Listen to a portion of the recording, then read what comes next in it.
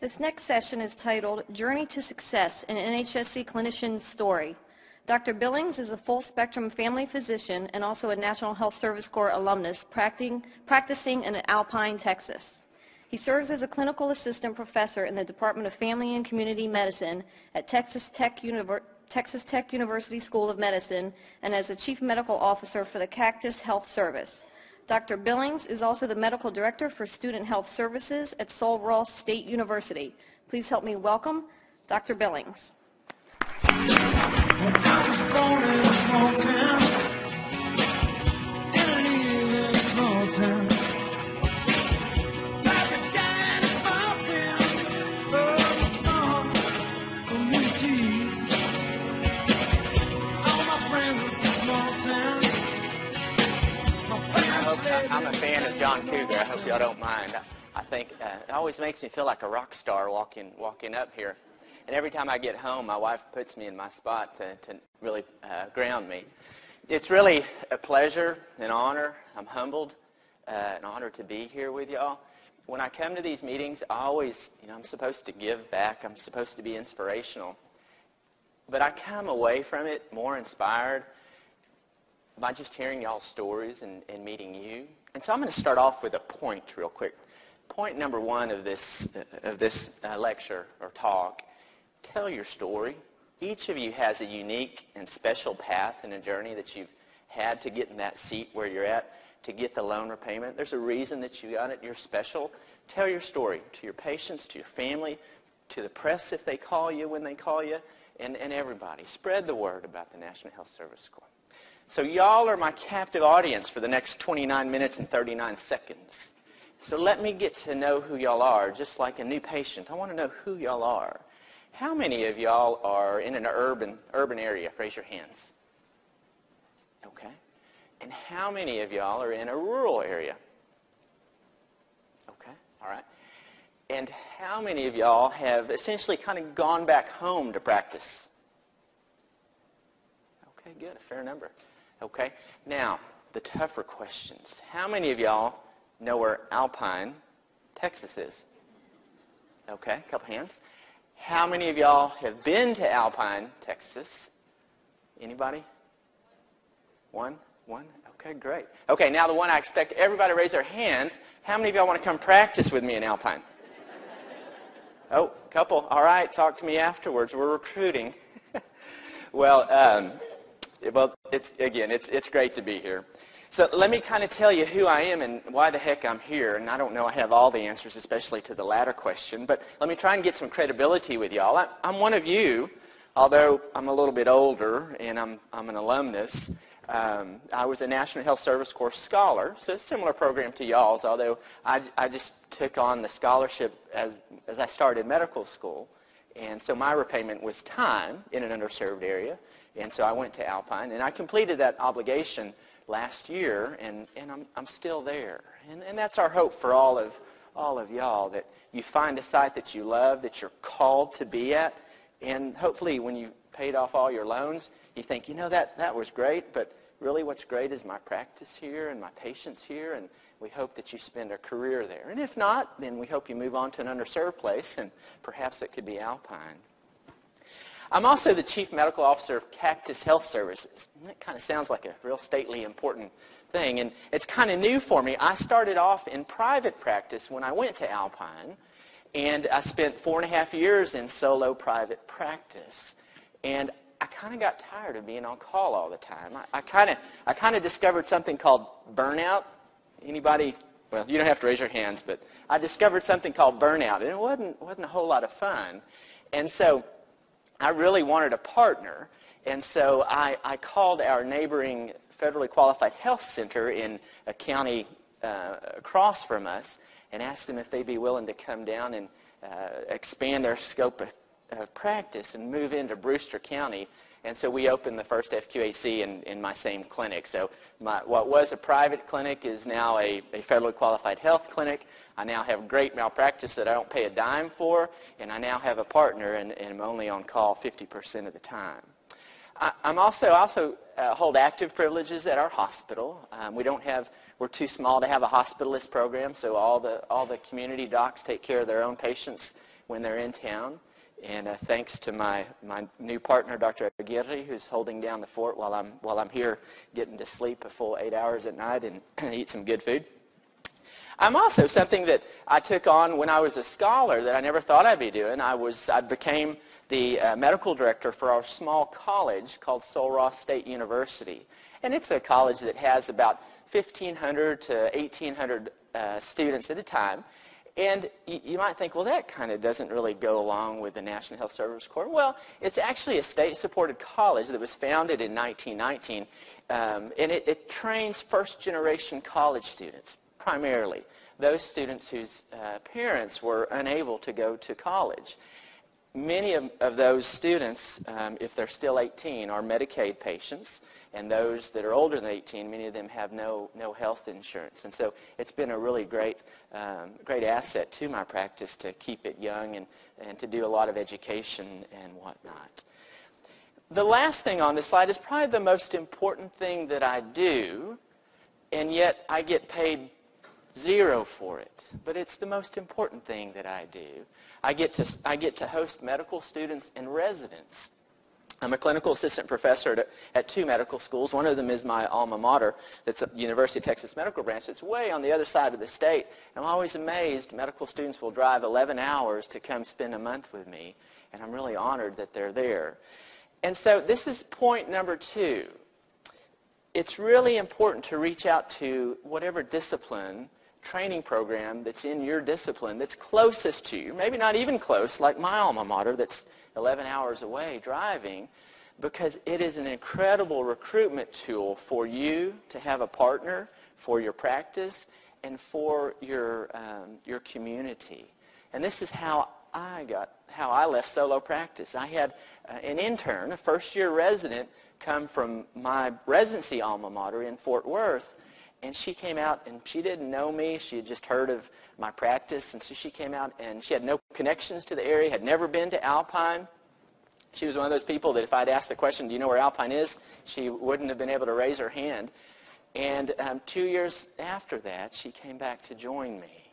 And so it's a great recruitment tool. So talk to your CEO if you're at an FQHC and tell them we have got to start hosting nurse practitioner students, PA students, whatever discipline it is that you are, because it's vitally important. So why am I in Alpine? Well, Alpine's a really neat place. It's a place where you can dial the wrong telephone number and still have a 15-minute telephone conversation. Dr. Billings, you know, you told me I had a cold and you didn't give me antibiotics and I'm still sick. I really need that antibiotic. But it's a great place. And it's a place, one that my wife was willing to move to. It's probably more important why I went there. Also, it is very close to where I grew up, where I was born and raised. There was a need there, and importantly, I rotated there as a medical student. And I discovered a mentor, and he kept in touch with me. And that's really all of those reasons are reasons why I'm in Alpine. But it's a great place. It's a small town, about 5,700 people. Our elevation is almost that of Denver, Colorado. Yes, we do have mountains in Texas. We just don't have ski slopes, with snow anyways. Very diverse population, large Hispanic population. Some of them are first-generation Hispanic immigrants there. Some of them are legal, some of them aren't. Obviously, because we're close to the border, there's a large law enforcement population. It's the home of Sul Ross State University, so some of my patients have PhDs. There's a large culture there. There's a lot of artists. There's an artist colony in Marfa, most of them who aren't insured. And it's the home, really, of our healthcare center. It's really the capital of our healthcare center because our hospital is there. And we serve about a 12,000 square mile area with a total population of about 25,000 in that 12,000 square mile area. So for those of you who didn't know where Alpine was, this is Alpine, and this Cactus Health Services is the name of our FQHC that I joined. And we have 3 clinics in Fort Stockton, which has a similar population to Alpine of about 6,000 to 7,000, depending upon the oil boom. They have oil in Fort Stockton, so it's kind of a buster boom town. And then Sanderson. Sanderson's a town of 857 people. And well, how did I become part of this FQHC? Why did I want to, some of my older colleagues that are in private practice, why did you sell out? Why did you leave private practice? And, why did you join the government? Well, I've had a pretty good experience with the government supporting me through my education, and so I've never really been afraid of the government. I pay my taxes, and I don't mind paying my taxes. I think I'm fortunate that I get to pay taxes. But about a year ago, I started to kind of test the waters of this FQHC thing. I'd heard good things, and I'd heard some bad things about FQHCs, and I was still in private practice at that time. I was still solo. My partner hadn't arrived yet. But the Cactus Health Service, they lost their only physician. They had 2 clinics at that time, Fort Stockton, Sanderson, and they had a physician who just left a year ago, and they had a PA. So they had 1 provider, no supervising physician, and 2 clinics to staff. And Sanderson, as I said, is very small, and their nearest health facility, other than our clinic there, is 70 miles away. So if they have to go to the emergency room, it's a 70-mile ride away. The other thing about Sanderson is my family originally was from Sanderson. When I was a kid, I used to travel to Sanderson to see my great-grandmother, and she lived to be 102. And her 1-bedroom, 1-bath adobe house is just a block down from the clinic. And so I remember driving by this clinic, this building as a kid, thinking, well, that's a great thing for Sanderson to have. And so my father was born in Sanderson as well, in a house at that time. They delivered in houses in the 50s and the 40s. And so I really had a personal connection. I really wanted to help Sanderson out when I heard they lost their physician. So I called them and said, I'm busy enough in Alpine, but if there's any way I can help y'all, let me know. The next day, the CEO was down meeting me, and so we worked out this. I think he was desperate. Nobody else was calling him, and so. But he came down, and so I started once a week contracting with them to go and see patients. And it was really neat meeting some patients a lot of them already knew me, but it was meeting patients that knew my great-grandmother, my great-aunts. And so it was really special. And on my second visit there, my second time seeing patients there, I went out in the waiting room. And if y'all don't ever go out into your waiting room, go out into your waiting room. It's a great way to see the other side of your office and your clinic. And I found this plaque that was from 1967. And it had names of benefactors, of people who had contributed to building this clinic. And as you know, in the 60s, Medicare came about.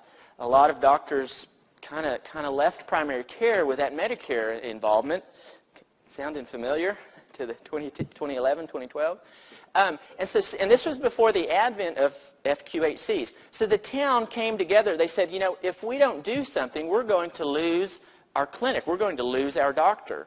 And so they built this clinic with community funds of people pitching in. And I was reading down the list, and there was probably about, 40 names on this list. And I came across Mrs. Lizzie Billings. That was my great-grandmother that I knew, that I visited as a kid in Sanderson. And I had no idea that she had been a benefactor. And saying she was a benefactor makes her sound like she was rich. She was not. She worked until she was in her mid-80s as a store clerk. And she may have given $5 for all I know. I imagine she gave as much as she could afford, and maybe even more than she could afford. And so it really made me feel special and good that I had been called to serve in Sanderson. And I hope y'all all feel that way about where y'all are at now. So anyways, that's Cactus Health Services. The other thing that this did is this allowed me, so then I decided, you know what, I need to do this FQHC thing. I want to continue caring for everybody and anybody regardless of their ability to pay me, even after I finished my National Service Corps obligation. I was already doing that in Alpine without any of the perks of a federally qualified health center. I was buying my own malpractice at about $22,000 a year. And my benefits for my staff weren't really as great as I would want them to be, and so it just really made sense. And then I was able to recruit a partner, and gosh, now that I'm not on call all the time, it feels like I'm working part-time. So this is the view, not from my house. This is the view of Alpine from Sul Ross Mountain, and a lot of these buildings are Sul Ross State University, and this is kind of looking southwest.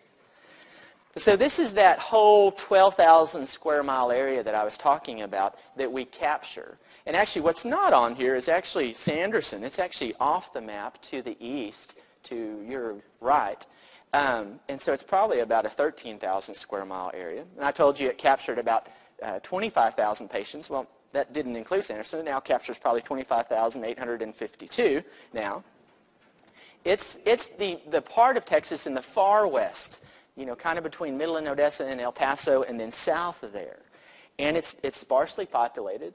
And so our geography is a major limitation here. We have one hospital there in Alpine for this whole area, and it's kind of where those green lines intersect. And then our referral hospitals, our nearest referral hospital is 160 miles away in Midland and Odessa. And this is for adults. Our pediatric patients have to go 210 miles to El Paso when we need to transfer them, or they have to go even further up to Lubbock. And all of our patients, if they need to be transferred, they get flown out. We have one 911 ambulance, and it is responsible for just the area and the county. So everybody has to get flown out. And you do things, imagine, how many of y'all in the Corps have done or are doing things that you never thought you would be doing? Probably the vast majority of us. One night I found myself doing something that I never fathomed I would do. It was a couple of years ago, and I was still solo, still by myself. I was still very tired. I was starting to reach that B word, that burnout word. And I delivered a Border Patrolman's wife at about 8 at night on a Sunday night. And it was our first baby, and we delivered vaginally, and it was great. It was beautiful. And the great thing was that, about 9 o'clock, I was driving home. I was thinking, oh, great, I'm going to get a good 8 hours of sleep. I delivered this baby by, my bedtime, and it's going to be great. I was looking forward. Well, I hit my pillow, and it just seemed like my phone rang shortly thereafter, but it was about 2 in the morning. And it was my labor and delivery nurse, Karen, and she said, so-and-so is here. She's contracting every 2 minutes, and she's dilated to 5 centimeters. And I said, Karen, she's not supposed to be in labor. She's early. That patient's way early. She said, yes, she is. She's 31 weeks. She's 9 weeks early. So I had a little pucker moment. I don't like to deliver 31-week babies in Alpine.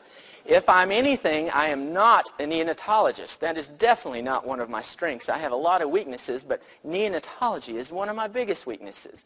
And so I ran out the door, and as I was running, I realized I still had not clothes on other than my pajamas. So I put my other pajamas on, my blue pajamas, my scrubs on, and ran to the hospital, checked, and sure enough, she was contracting every 2 minutes, and she was dilated to 5, and she was feeling her contraction. So I got on the telephone, called my obstetrician colleague 160 miles away, and said, I've got a 31-weeker. She's dilated to 5 centimeters, and she's contracting every 2 minutes, and I'm going to get her on the airplane now.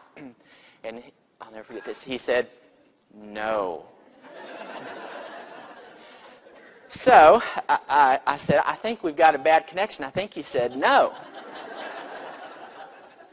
And he said that 2-letter word again, no. So I then hit the phone on the desk in front of me, and my nurse is sitting next to me looking at me like I'm crazy. And he said very calmly to me, I can't afford that baby to be delivered on the airplane. He said, I'm sorry. Good luck. Click. So I looked at my nurse and I said, well, we better start praying and, get the drugs going to try and get her stopped. And so we loaded her with magnesium, with terbutaline. We got ampicillin going. We were giving her some narcotics to try and slow her down because I did not want to be a neonatologist at 2 in the morning.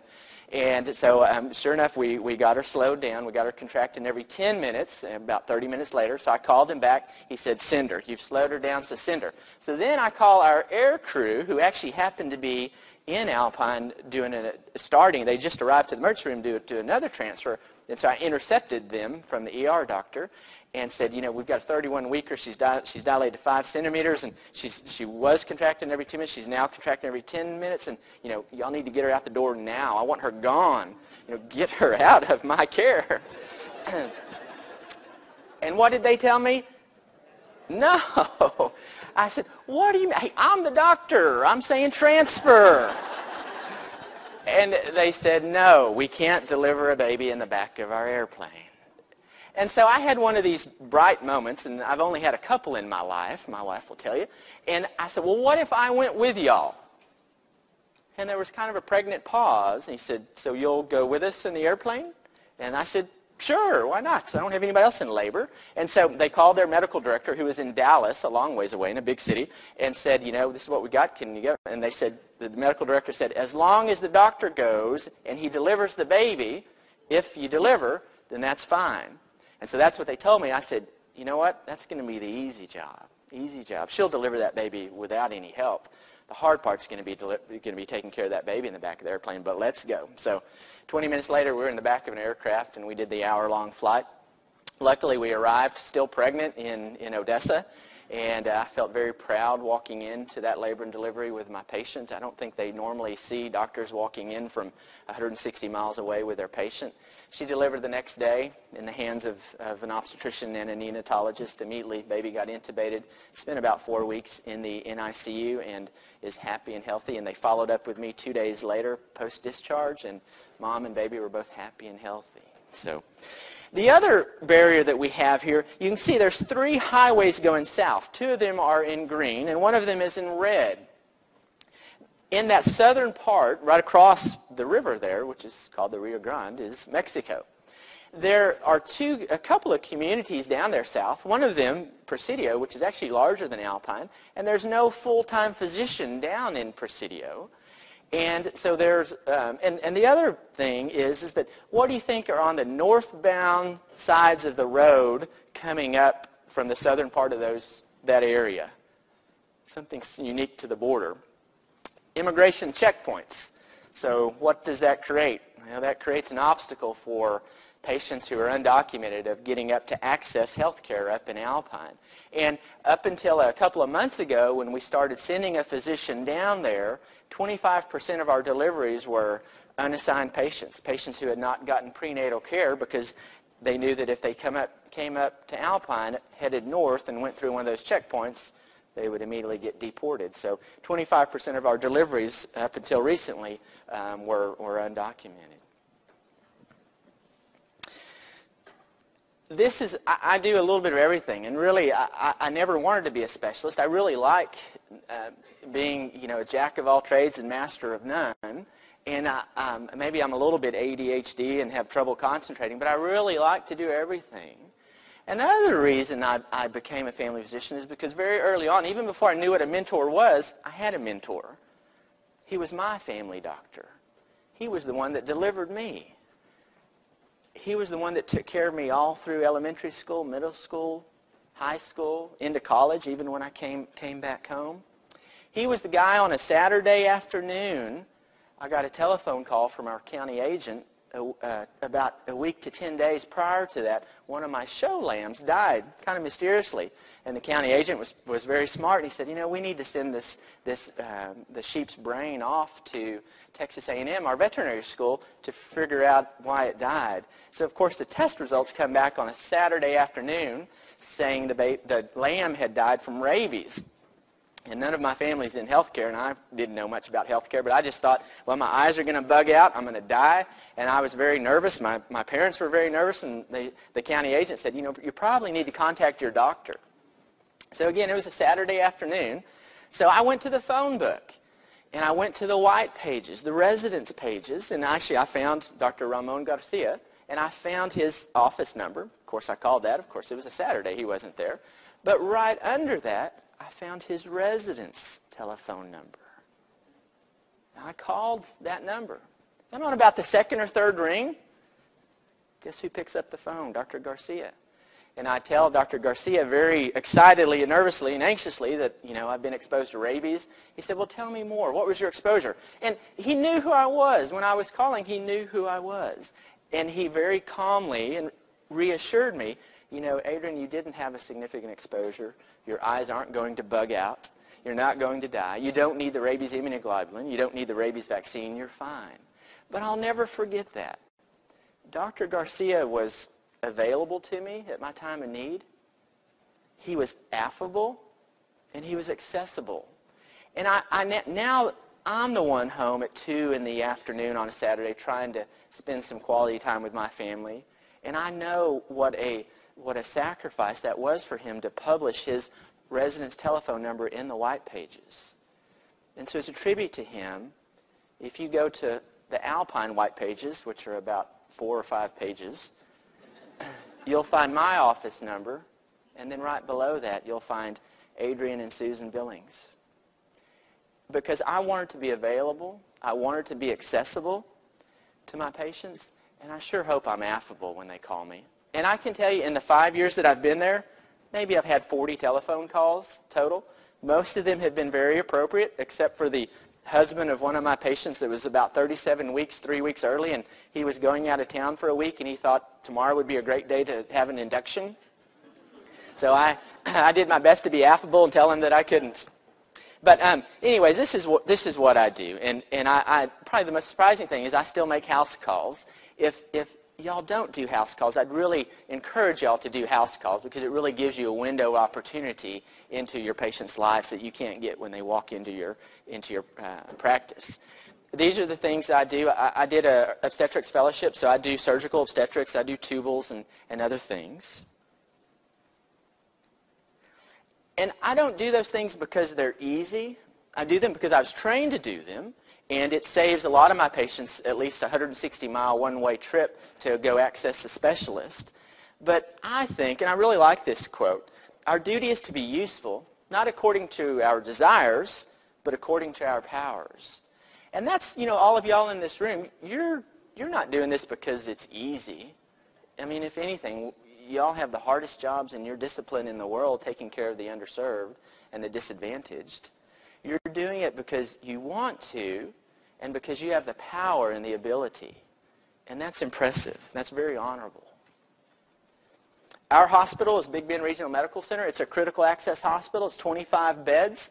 Heck, when I trained at a tertiary care hospital in a large urban area in Fort Worth, Texas, some of our wings were more than 25 beds, and now my whole hospital is 25 beds. We have a 2-bed labor and delivery unit, a med-surg floor, an operating room. We have a radiology department. We don't have MRIs. We don't do any nuclear medicine exams, and we do physical therapy.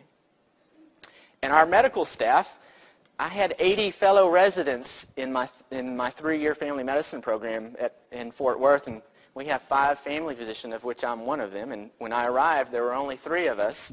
And we have 2 general surgeons that really have a great practice. They share their practice. One of them comes in for 2 weeks, the other leaves, and so they kind of split a practice. We actually have a radiologist who was born and raised, and he retired from the Air Force and came back home. And amazingly, we have an emergency medicine physician staffing group, so we don't have to cover the emergency room anymore by manning it. And we have 1 certified registered nurse anesthetist to provide our stuff. And typical day, again, this is why I went into family medicine. I really don't have one. And I had one of these days 2 Mondays ago, this coming Monday, 2 Mondays ago. I started off at the hospital rounding, and it was a medical student's first day with me. And so I think we had 2 patients in the hospital. And while we're rounding, I get a telephone call from the emergency room saying one of my patients is there, and she's pregnant, and she's had a little bit of vaginal bleeding, and she's got a tender abdomen, tender belly. Diagnosis, vaginal bleeding, pregnant, tender belly. She had an ectopic pregnancy that the ultrasound confirmed, and the other piece of information was that her systolic blood pressure was 70. She was awake, but she was in shock. She was bleeding into her belly. So we called again the emergency room in Odessa and said, we need to transfer this lady to you, and they said no, you can't ship a 70 systolic to y'all that's bleeding into her belly likely, and said y'all got to take care of it. And so I called the general surgeon and told him, we've got an ectopic here. We need to go back to the OR and take care of this. And I said, I scrubbed on some of these in my fellowship, and I've assisted on a lot of abdominal hysterectomies in my training, but I've never been the primary surgeon for an ectopic pregnancy. And he said, well, I don't do gen surgery. You do C-sections and tubals. You have a lot more pelvic experience than I do. I'll gladly accompany you and provide you exposure, but you're going to be the primary surgeon. And so we took her back. We did a laparotomy on her.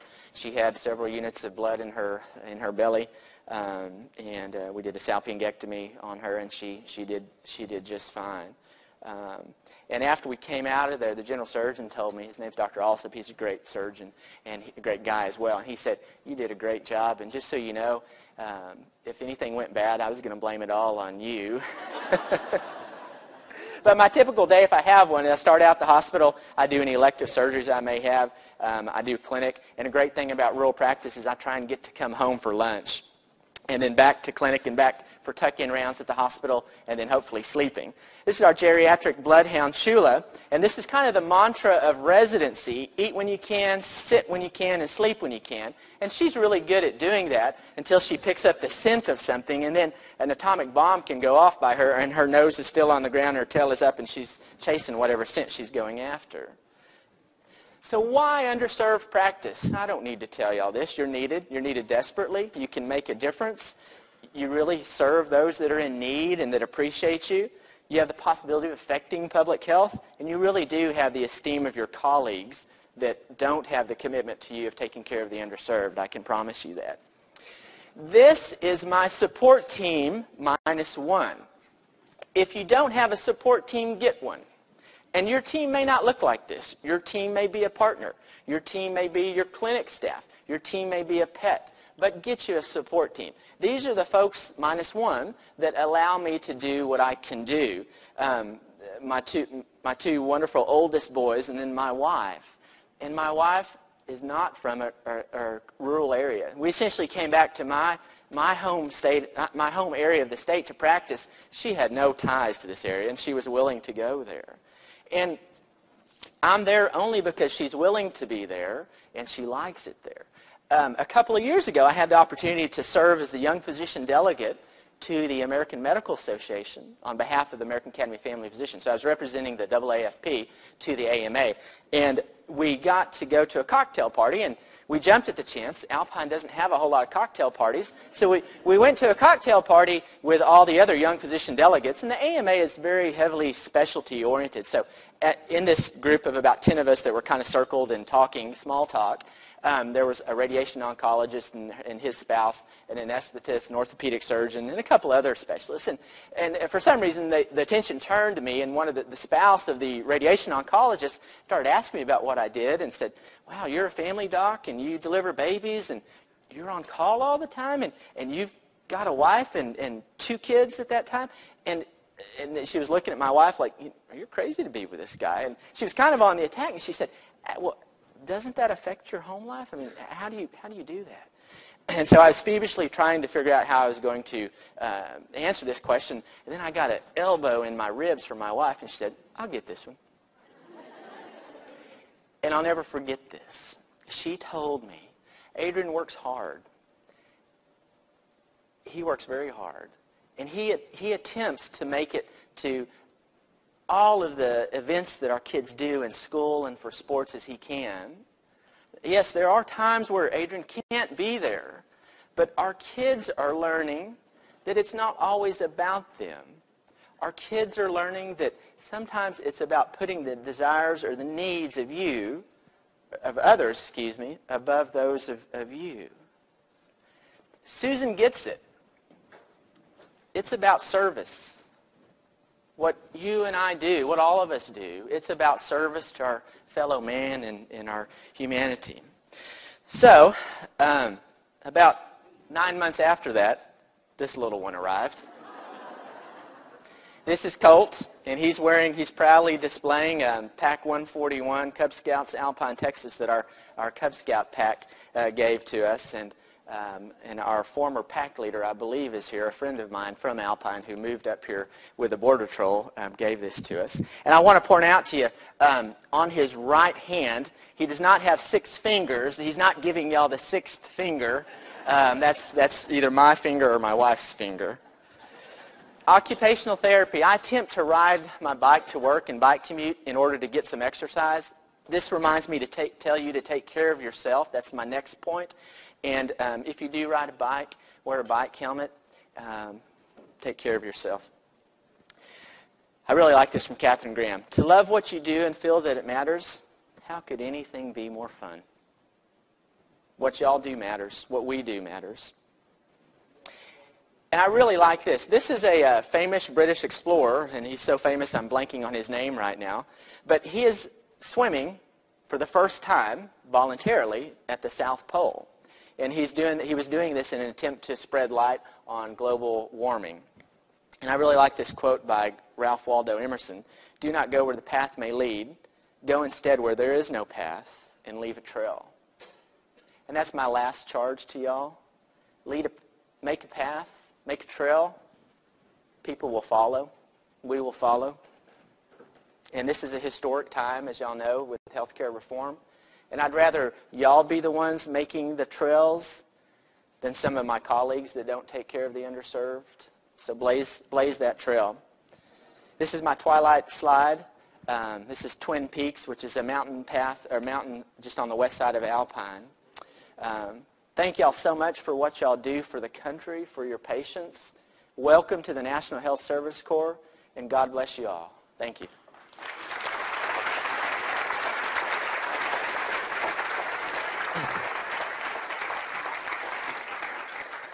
Well, thank you so much for giving me the honor to be up here on stage and listening to my story.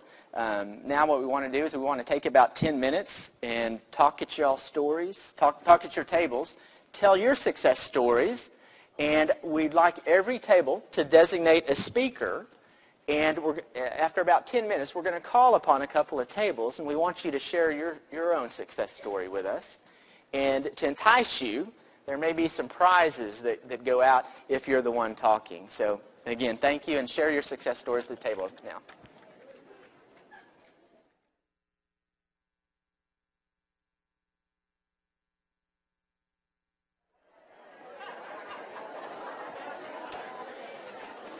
All right.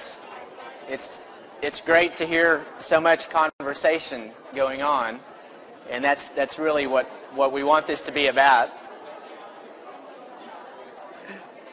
And so now we're ready to hear your success stories.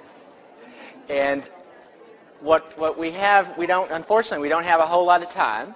So we've got about actually 4 minutes, and we want to take at least 2 of your success stories. And so I want to entice you with a little bait that there may be some prizes if you're a volunteer to be a spokesperson for your table. Can we get 2 people to come up, 2 tables to come up to either of these 3 microphones and share your success story? All right, who's going to be first? Don't be afraid. All right, don't everybody jump up at once. All right. All right. Come on up and tell us your name and discipline and tell us your success story, please. Right here's a microphone. So I was just sharing with my table about my experience. My name is Tiffany, and I'm a pediatric nurse practitioner. I'm practicing in the Bay Area in Tiburcio Vasquez, and I feel like my most success story, I've been working with community health centers, 2 community health centers now in California, and my undergrad passion was to study and understand childhood obesity, and this was in 2001, 2002. And I kind of understand all the factors, and after graduating, I saw a lot of my population being really obese, low income, and I see all of this playing out in my head in terms of my senior thesis. So I thought back to my training in terms of motivational interview that I was using with my clinical research in drug addiction, and I used it on my obese children. And I have a routine follow-up with them, like a monthly for accountability, and I've been seeing 3-4 pounds up to 6 to 7 pounds losing every month, or some of them come back and not losing and maintain. And I'm also fortunate enough to work with a pediatrician who leads an obesity class where she teaches a 6th class every Wednesday afternoon. She teaches them how to read labels, and the parents are allowed to come, and she cooks with them healthy, low-cost food, because these are low-income family that may not really know how to use community resources to come up with a recipe that would work for the family. And so I think that's my success story. That's great. Thank you. Thank you for sharing that. Okay, can we get one other success story? Somebody brave volunteer? Hello. My name is Vanasia Faison, and I worked at a a small rural clinic in Bibb County in Alabama. I am med-peds trained, so I'm able to take care of adults and kids, which is good. My success story is about a 16-year-old, and she came in with type 2 diabetes.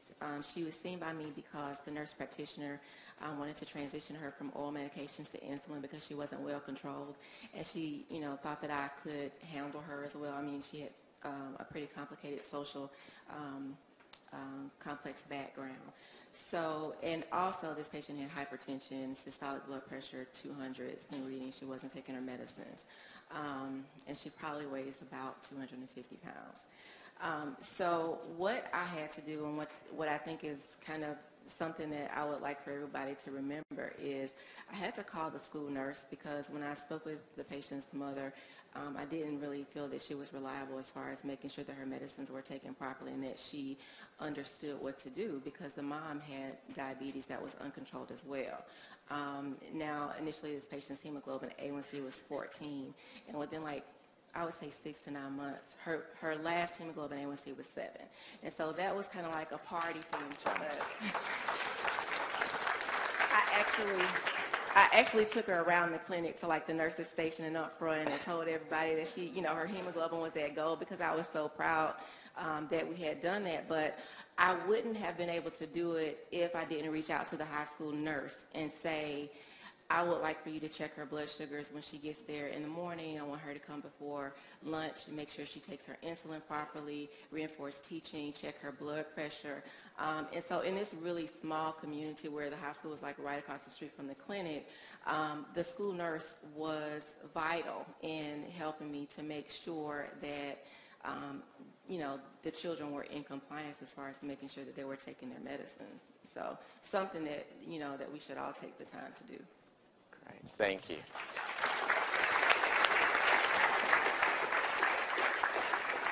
On your table, you'll see Share Your Innovative NHSC Member Stories. Even because of time constraints, we weren't able to get to every table. But if you have a success story that you're willing to share with the National Health Service Corps, write your name and contact information here, and they will find you and they will contact with you to get that success story. Right now, I'd like to have Taye Hailu is going to come up and give us some final announcements before we dismiss.